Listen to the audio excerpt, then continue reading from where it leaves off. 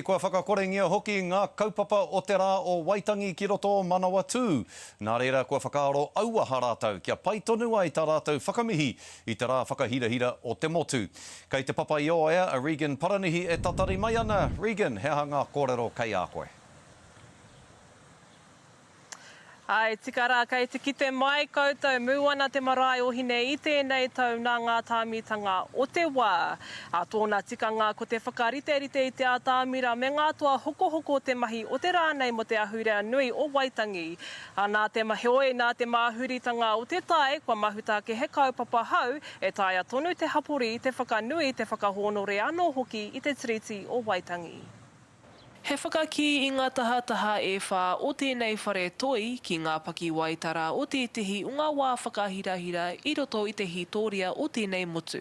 Ka mutu he kaupapa kua whaia e Jess Collins me ana hoa ringa toi kia whakanui tonu te hapori i te tiriti o Waitangi. As a people, we've been suppressed for so long that I was like, nope. So it's now ticketed and we've actually sold out all of our tickets. Kua tāpiri hoki ia i tāna ke mahi ki te pakitara. This artwork is about, why Waitangi, what I've lost.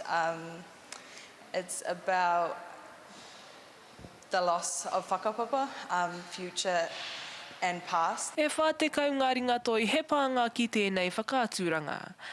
E rima te kaunga hanga rewa ka kitea.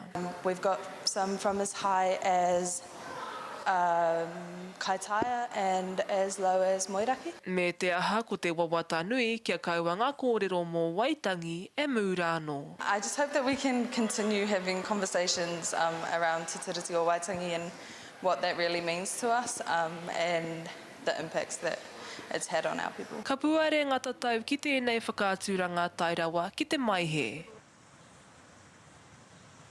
Hei te pōnei puare ngā tatau o tēnei whakāturanga ki ngā kaipupuri tikiti ko tahirau. Hei a pōpōpōhiri te toenga o te hapori, tai rawa ki te mutunga o te Ramarama Scotty.